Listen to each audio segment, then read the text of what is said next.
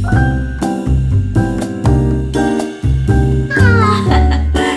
morning, you guys, and welcome to my channel. My name is Jody, and I normally don't come on camera looking like this. Okay, I lie. I come on camera looking like this more than I should. Anyway, all right. If you're new, welcome. I hope that you'll keep watching and not just judge me by my beauty and maybe find some of the content that you might enjoy. So anyway, quick, brief thing. I have been living with stage 4 metastatic breast cancer for, well, I haven't been stage 4 for 20 some years, no. But off and on, I have been battling cancer for the better half of my adult, no, what was it? I was 30, how old was Summer? I was 36 when I was first diagnosed, the very first time, I believe. It was either 34 or 36. Ever since chemo and stuff, my brain can't hold on to nothing. I mean, birthdays, my kids' birthdays, what dates. I mean, I know like which month and stuff, what year they were born, things like that. I mean, I know I have a lot of kids, so that could be it too, but it is more of this. And searching for words, that's another thing that chemo has blessed me with. Anyway, right now I'm in a really good spot. I'm getting ready to do scans again, and that is what brought me to this subject. I have a dear friend, and that is very young actually. She's like, I'm gonna guess her age. I'm gonna say probably under 40 for sure. She looks probably in her 20s, but I think she's got an older child, so I'm guessing. Anyway, she is, I don't want to say a newbie, but she was, she was diagnosed with cancer, I think like 2 years ago now because of treatment and stuff. And her scans were clear the first time, right after she finished treatment, as many times they are.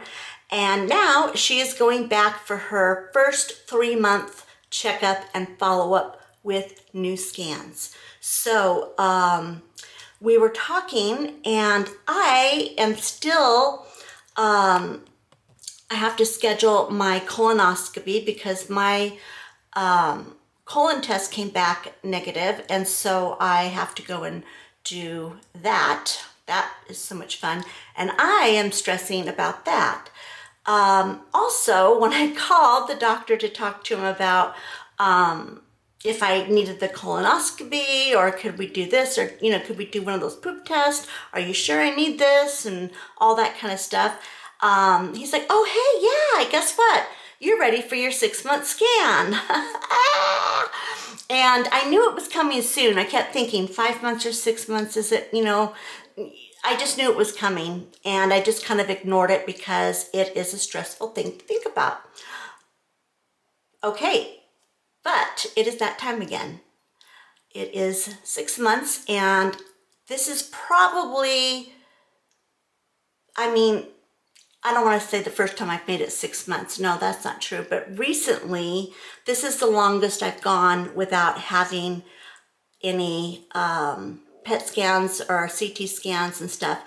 I did have MRI and an MRI with contrast several months back because I was having severe migraines, and they wanted to make sure that my cancer had not spread to my brain, because with my type of cancer, that is one of the routes that it takes, and usually it's not a good one. So as if any were any good, right?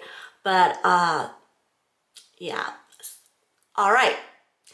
It is now 6 months, except for the MRI on the noggin, and I don't think you really consider a poop test a test. It's just one of the home ones you do and then you send in. So that one came back negative, and so I have to go and do the colonoscopy. So now I get to do up the bum, in the arm, and scan all the way down. And they added an MRI with contrast again, which I kind of feel like is unnecessary since they just did that. But I guess, you know, I'm going to go with it. I'm going to get everything done since it's been a long time for me, a long time, and see where I'm at. But anyway, my friend and I were talking about how that scan anxiety, I mean, that is not even a word, by the way. We have made that up. Scan anxiety, because, and it should be in the dictionary. I mean, maybe they'll add it now. I don't know. I'll have to check that. Curious. Scan anxiety is just where your scans are coming and you're getting very anxious about it. Yeah, it's a real thing. And I've talked to so many different survivors, and whether they're still fighting the fight with cancer or they're in a holding pattern as myself, and not cancer free and not in remission, but in a good spot. I have been in an excellent spot for the last nearly 6 months now. And I've talked to the people that are like still fighting, doing the chemo and doing the scans and stuff, and everybody's perspective of how they look at it is a little different. But we all, no matter how we look at it, we all get anxiety. So like, for example, when I was in like doing chemotherapy and doing the trials and radiation and Zometa, the bone strengthening stuff, when I was in the thick of it, when I was pretty much living at the doctor's at the clinic and stuff, and every scan, I had active tumors, that every scan was going to show whether the medications, whatever that was working or not. And so my perspective at that time most of the time wasn't that, oh, all my tumors are gone. We were looking like at one tumor we wanted to see, go down, or that nothing multiplied. There was just a lot of different things that were different from like right now with these scans. Now my anxiety with those scans were the same. Anxiety was anxiety, but the reasons for the anxiety, okay, everybody take a shot of tea every time Jody says anxiety. Anyway, it was different. Now, my first time getting scans ever after being in a good spot, like this was years ago when my daughter was like 2 years old, and I had 8 years of, I had been in remission for 8 years. My scans, even though every year that ticked by, I was like, woohoo, and I felt I was feeling more confident, I still had scan anxiety. It maybe wasn't talked about as much. People weren't saying, oh, we're praying for you, we know your scans are coming.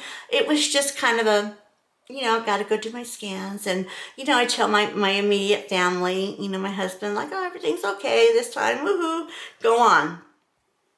But inside, I was having the same battle, the same anxiety, the what ifs, and what if this is the scan that ends all that, that type of thing. And I discussed that in my book, by the way. I have a book that will be coming out hopefully this year. It's like got 2 chapters away from being done. It's called Too Cute for Cancer, and I will put a link when it's ready to go. But in my book, I talk about the time frames and how as time I've changed, my emotions have changed, how I deal with things have changed. But scan anxiety always remains the same. So anyway, all right, now fast forward to when, as I said, like when we were looking at tumors to see if it had grown, if it had shrunk, if this chemotherapy is working, if my body is responding to it without as many side effects. There was a whole bunch of stuff to consider. But now I'm kind of in uncharted territory. And by that, I haven't been, my scans have not been this good in so very long that these scans that are coming, that I'm going to be doing, are going to tell us whether my cancer is stabilizing, possibility of stabilizing, if it's going to continue this, if it's going to continue stable, if this was just a quick little shot in the pan, where flash in the pan and boom, we're back, it's spreading again, you know. Yeah, and I'm excited, but then I go back and I look at statistics. And when you look at statistics, if you Google any cancer, it doesn't ever look good. Don't do that, by the way. Just be careful with your statistics, because they are so subjective to what study was done, when it was done, what year it was done. Even the studies from when I first was diagnosed, the statistics, to now have changed quite a bit. And for the better, not for the worse, by the way. So that's a good thing. Just be cautious and careful and kind of look where your studies are coming from, and you know, don't just like look at the number and like, because it's so subjective. And no, there are so many more people that are living at stage 4 cancer, different types of cancer, not just breast cancer, for longer now. I was reading, there was one article, they had it posted in, when they were talking about Alec Trebek and his pancreatic cancer, and they were saying that just like 5-6 years ago, if you got pancreatic cancer, it was like, they didn't even want to treat you. They just want to send you home and say, you know, sorry, you're not gonna survive, and you know, go live your best life, you know. But now they are able to prolong life with pancreatic cancer for longer and longer. I mean, it's one of the nasty ones that you really don't want to get, for sure. But even in the worst case scenarios, we've made a lot of strides, and we've progressed, and there's a lot more positive information out there, and more people living their lives. I mean, well, just for example, AIDS back in the 80s and 90s, I mean, people were like, you know, here's your death sentence if you have AIDS. And it was just like, it was heart-wrenching.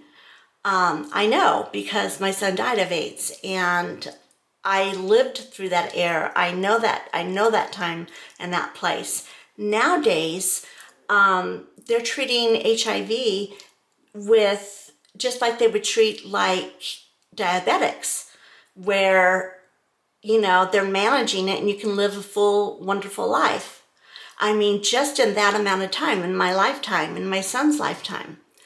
And so now with cancer treatments, and all that we know about nutrition, holistic medicine, how to take care of ourselves, all of it is now starting to be where, yes, you have cancer, but guess what? You can manage longer, you can live longer, and sometimes you can beat it. Yes, you can. I mean, I'm talking stage 4. I mean, like in my case, I was reading a, what do you call it, a forum, and it's specifically only for my type of cancer in stage 4. Okay, well, I would say 90% of the people, women on this board, had been living with cancer almost as long as I have. And I had not heard that. I had heard a couple people here and there, you know, but it was eye-opening to me.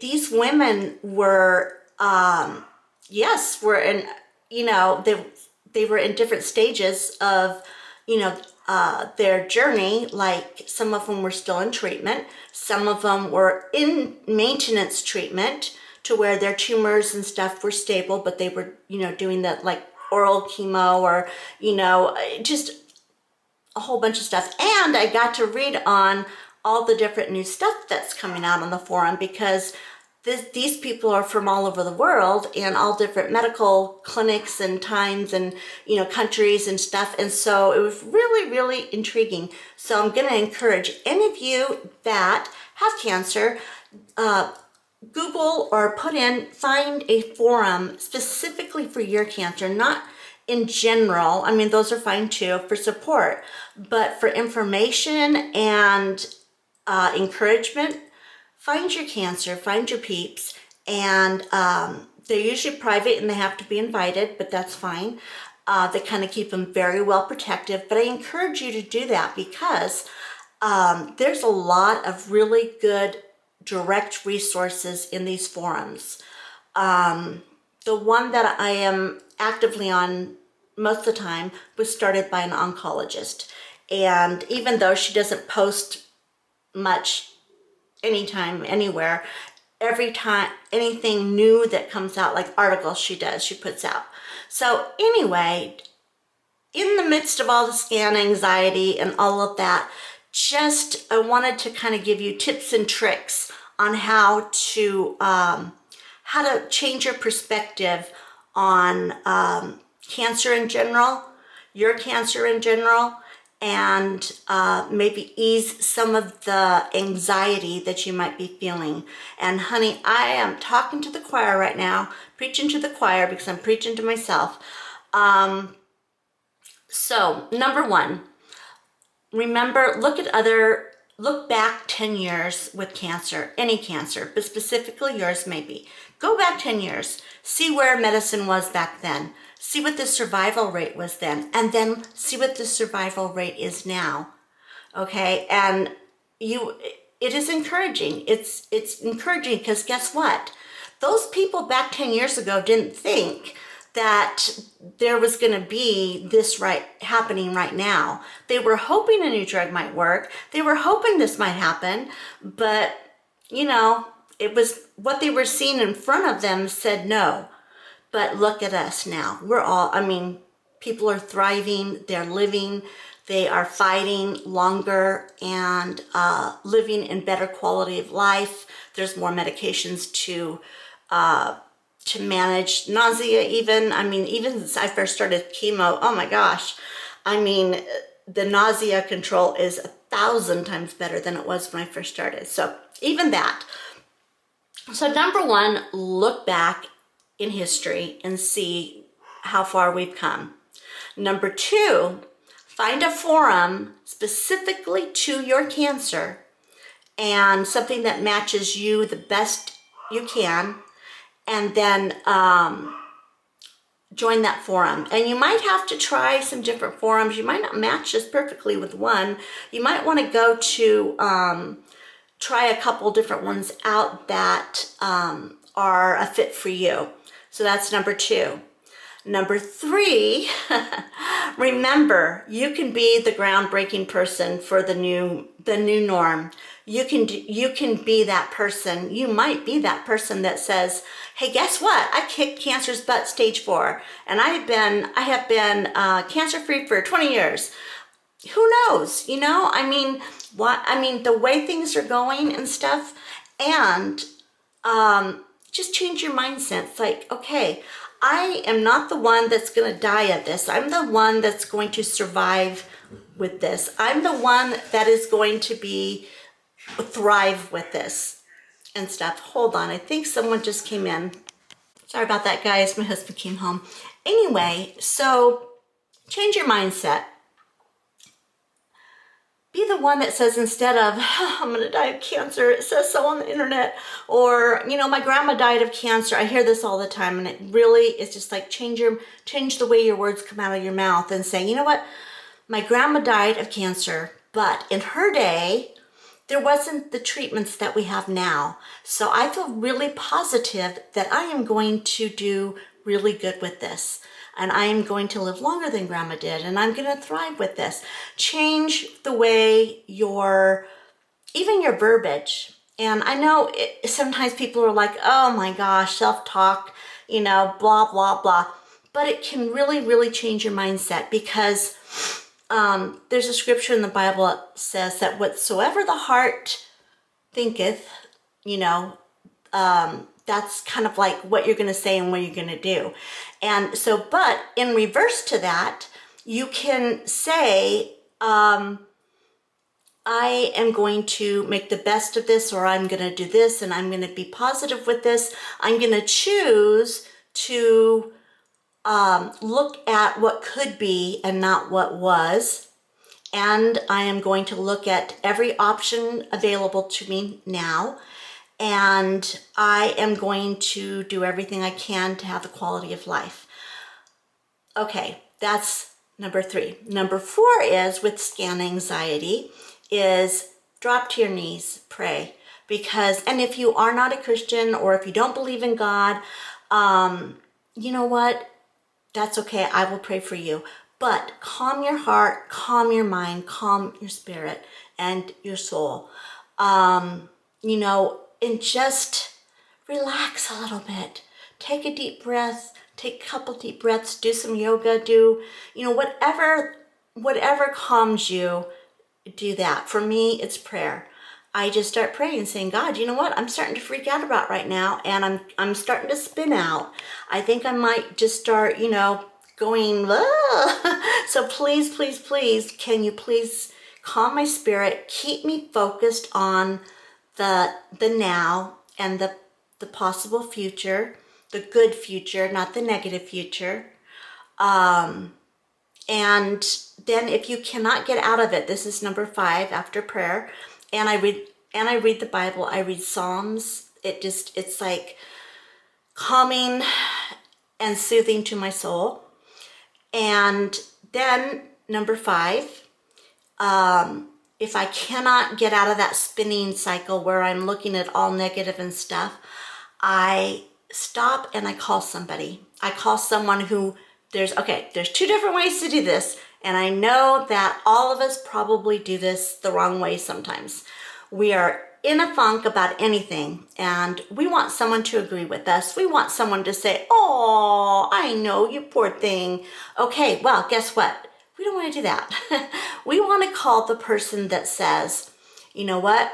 Let's see what reality says right now. You know, like, for example, I told you guys on my last video that I was freaking out about the colon test coming back negative.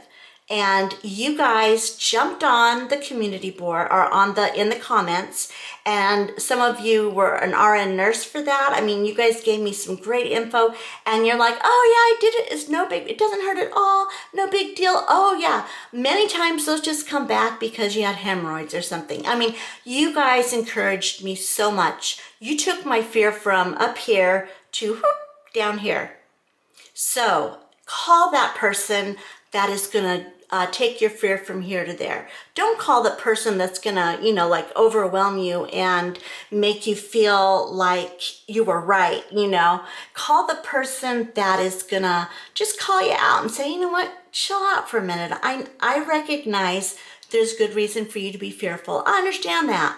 But let's look at the facts right now. Let's see all the, you know, what's really going on, you know.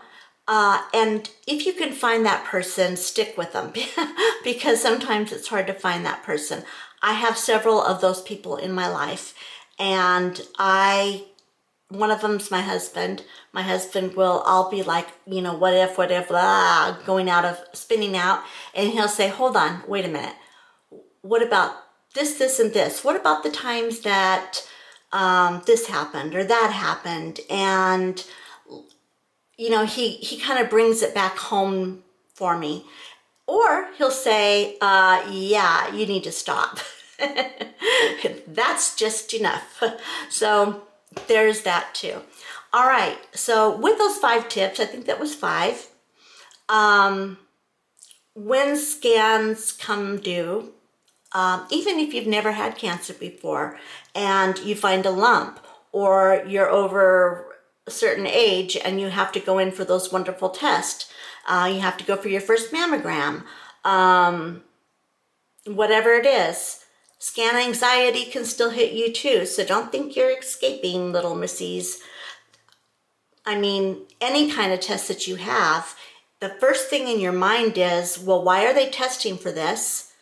What could happen if this came back negative? And all of it, you either start researching and then you see the negatives and your mind just starts going there. So to those people, I would encourage you, don't look at the what ifs at all. Just study the test, find out the things that they might check on. So when they come back and say, I need an ultrasound to go with that mammogram, the minute you hear that, if you have not already researched why that might happen, because it's really very common that they ask for that, and it's very common for it to be nothing. It is just them being thorough, okay? Find out what the test is, why they might come back and ask for more tests. It is not always instantly that they see cancer. It might be that they see nothing and they want to take a better look to make sure they're right. So for those people that have never had cancer, that are going in for a test for cancer, you know, just know the system, know the test, know the reasons that they ask for additional tests, and go off of knowledge, not head knowledge, not heart knowledge. And especially like if your grandma died of breast cancer 20 years ago and you're doing a mammogram, don't automatically think that you're doomed to have cancer. You know, I hear it all the time. Well, my grandma had cancer, so I guess I'm going to have it. It's like, no, that's not really true anymore at all. There is some genetic factors, but yeah, that's not true. So let's try to work the process, go through it, and you're still going to be, it's still going to happen, you guys. But at least if we have a plan in motion or set up, something to go to when you start getting that feeling, then it helps you process the anxiety. It really, really does. And so there you have it. And I am going to close out today's topic today, scan anxiety. And I apologize that I look like this. See, what is going on is I washed my hair and it's still a little bit wet, so I twisted it up on top of my head. And when it dries, I take it down and it's kind of got a wave to it. So there is a method to my madness today. And today I just didn't, I just didn't feel like doing anything. I didn't feel like getting all beautiful for y'all. I just felt like being comfortable, and the thoughts that were popping in my head for scan anxiety, and as I was preparing for this content in this video, I got really excited about it, because these steps that I've told you about, these have helped me feel so much better. So I didn't want those thoughts to leave my brain. And yeah, I know I write it down to give me cue points and stuff, but it's better if it is coming from my heart and my head at the same time. And I don't have to struggle for, okay, what page am I on? Number 3, you know what I mean? So I wanted to jump in and do it right then and there, and I did. So I apologize for the look, but you know what? That's real life, folks.